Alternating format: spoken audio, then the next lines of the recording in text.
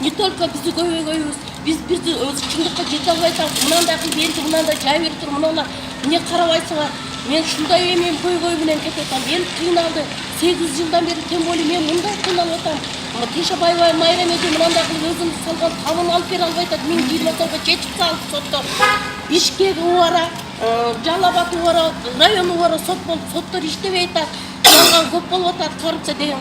Шүйтіп айттық, бізде болып тұр, айтқаныңарды қылып береміз, сіздер турасыңар, ладно, мәйлі қылып береміз деп алып келіп алып, ешнәрсе қылып берген жоқ.